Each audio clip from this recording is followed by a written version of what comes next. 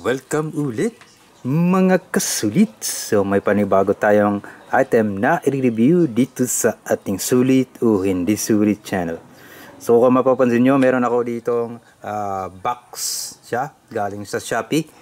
So ito pala ay isang foldable camping bed na nabili ko sa Shopee, worth 1,500. Pero kung walang mga discount, I think umaabot ng 1,900 pesos. So ngayon, bubuksan natin at ipapakita ko sa inyo kung paano natin ito i-assemble. Kasi hindi ito yung foldable na camping bed na itutupi lang. Need mo itong i-assemble. So ngayon, buksan natin. Hindi pala ako nakakuha ng gunting at saka dito na lang. Dito naman tayo sa ating open kitchen. So buksan natin. Wala akong kutsilyo.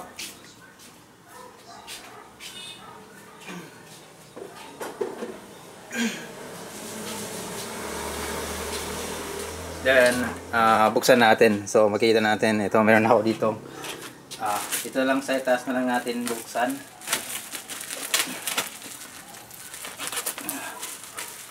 So, meron siyang box.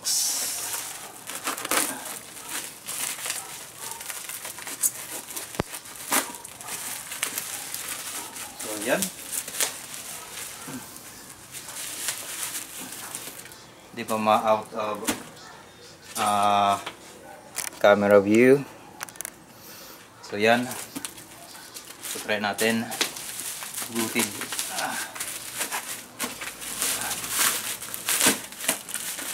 Okay.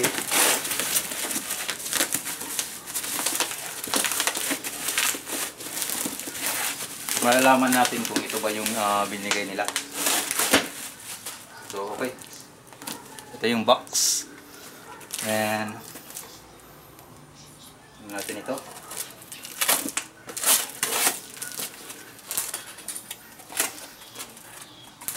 Then, ito. So, tanggalin natin. So, okay. Ito yung laman. So, isa siyang may bag. So, wala namang damage. At sealed pa siya. Yan o, nakadikit dito. So, tanggalin natin. Suot natin ng konti.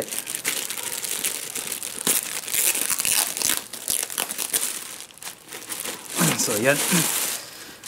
So, okay. Ilabas natin kung anong laman ito. Yung dalawang mahabang frame para sa frame nya. So yan. So natin dito. Ano pa? Meron pa ba? Ito yung mga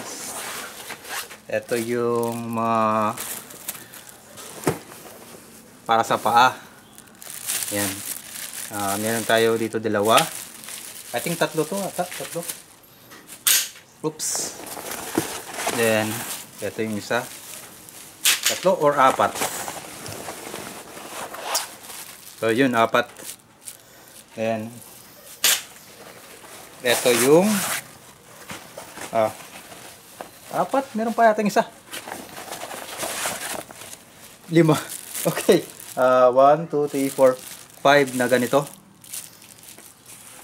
Then, yung bag. So, ito yung tela ng bag. Yan. 1 hole. Tsaka meron siya ditong pangsikip. So, okay. Kaya mo natin dyan dito. Then, ito yung tela. Yan. Black. Ito yung mga tahi niya dito. Yan, nakikita ba? Yan yung mga tahi. So yan. Okay. So buksan natin. At doon ito sa loob, yan o. Meron parang plastic lining. Yan, parang may plastic lining dito o. So meron ditong hook. Ay, ito yata ang hook para kung lalagay mo na yung yung pole. Dalawang pole kasi yun eh. So yan kahaba. Medyo ano ba? Mahaba din ha. Wala akong metal stick dito, pero yan na natin. So yan kahaba. Then so okay, assemble natin. Nagdidikit pa. So assemble natin. Kaya naman natin ito dito. Para hindi madikit. Ay, pala. Ito meron packet. So okay din. So yan natin. Wala siyang kasamang manual. Wala. Yeah, walang kasamang manual. Then so meron 5 feet sa 2, 3, 4, 5. So 5. So ito naman yung kanyang para sa higaan. Then meron siyang kasamang rubber pang. Yan. So ganoon din sa iba meron. So assemble natin. So parang nag-assemble ng tent. Tsaka meron siyang rubberized. Yan.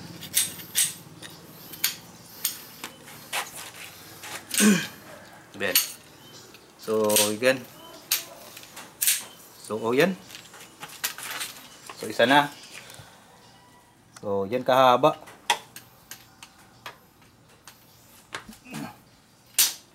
So isa pa. So yan kahaba. So haba pala to. Kala ko hindi mahaba. Okay. Okay. So yan. Yan kahaba. Tsaka meron siya rito ang plastic sa may dulo. So okay, ilagay natin ito doon sa higaan. So yan. So, ipapasok lang natin dito sa may mga channel, butas. Ayan. Yan, meron siya dito. Hanggang papunta dun. So, pasok natin. So, dapat dito tayo mapapasok dito sa may mga itong butas. Tsaka merong hook dito. Kasi doon sa dulo wala eh. Close lang siya doon, close. So hindi siya, wala din naman ipapasok mo doon. So oops. So okay, saan natin lagyan?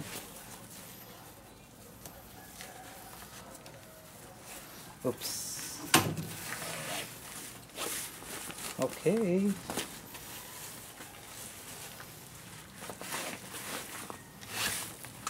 Oops.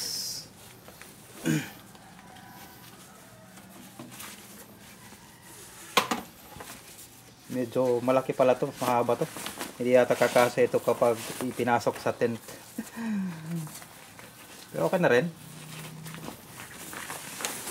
Okay.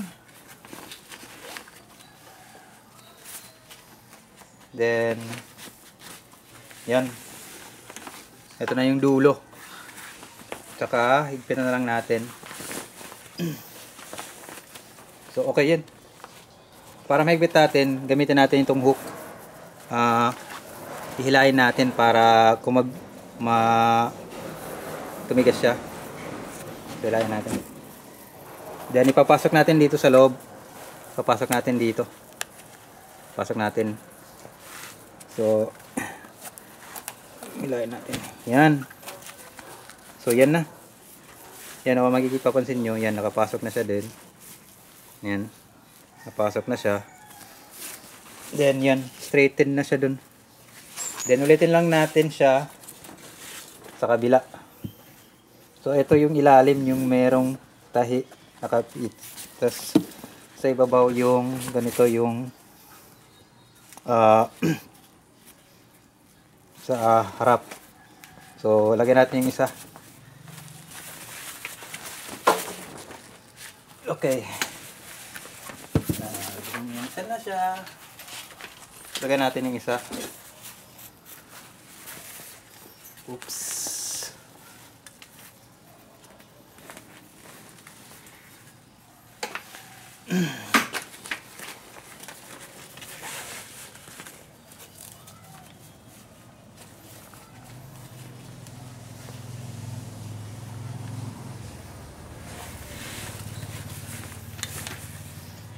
Okay.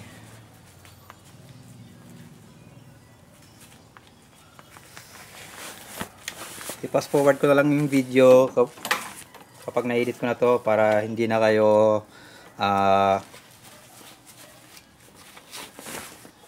forward ng video. So, yan. Lang.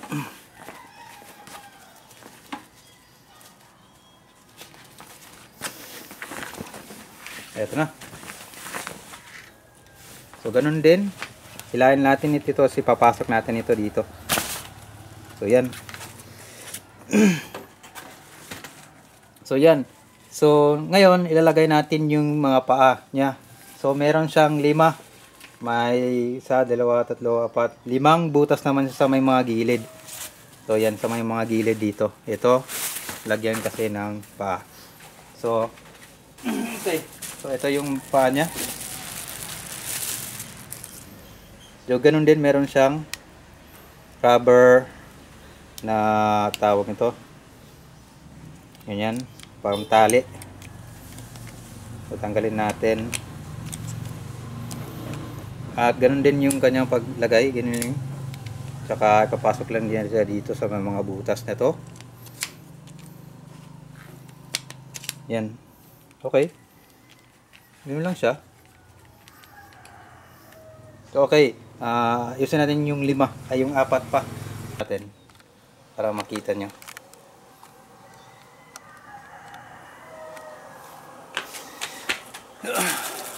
So, yan.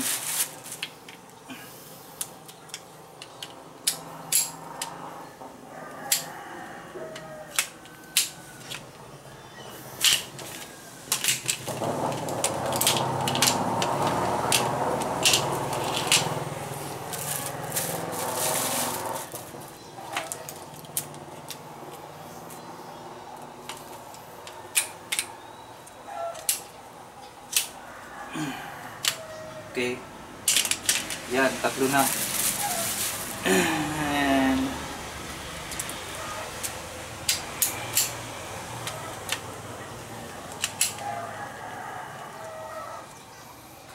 apat. Yung panghuli. Oops.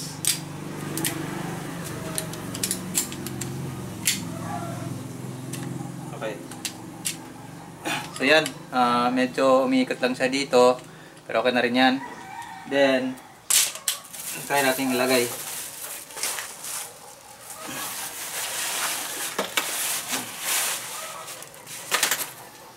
So, ano ba?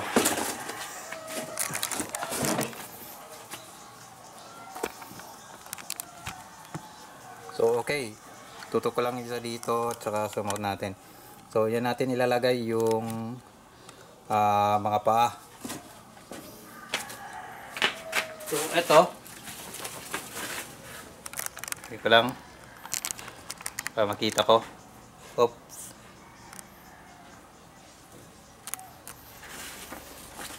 So, ilalagay lang natin yung mga paa dito. Kakabit lang natin sa magkabilaan. So, yan sa magkabilaan dito at saka dito. Meron siya dito parang clip. So, ilagay natin.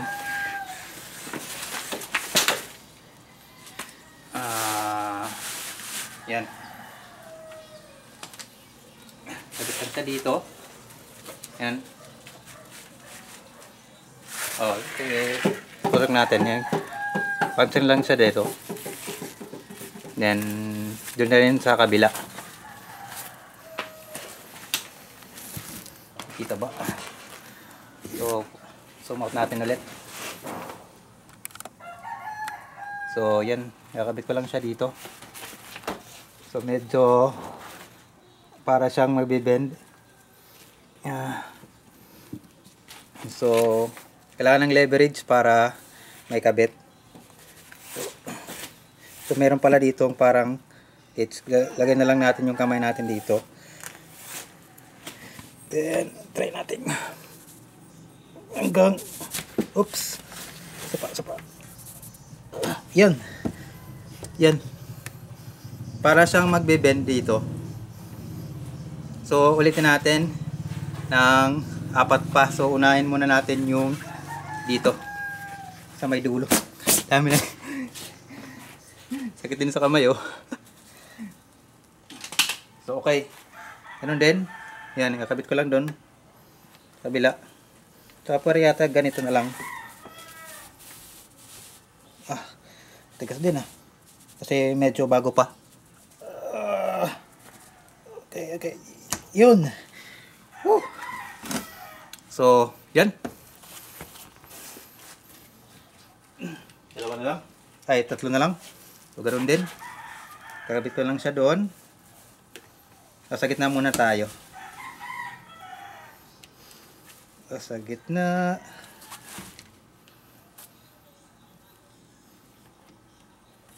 Then yan, balik ko na lang sa baba. Tsaka leverage ko lang to, kasilain ko dito.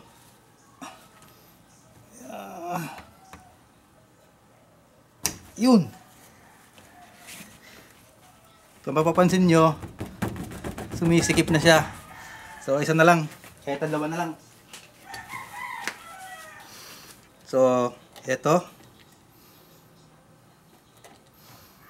yung ganun pa rin, kabit na dun sa kabila, leverage dito, at saka ganyan natin hanggang malat natin yan. So yan, so isa na lang panghuli.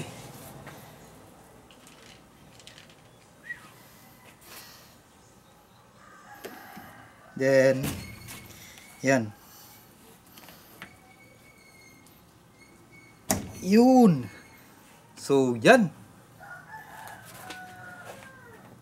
eto na siya mga kasulit. Oops, yan na. Dali lang, ito na ba natin. So yan, kung makita nyo, yan, buo na siya. Try nga natin. Try ko nga tapakan.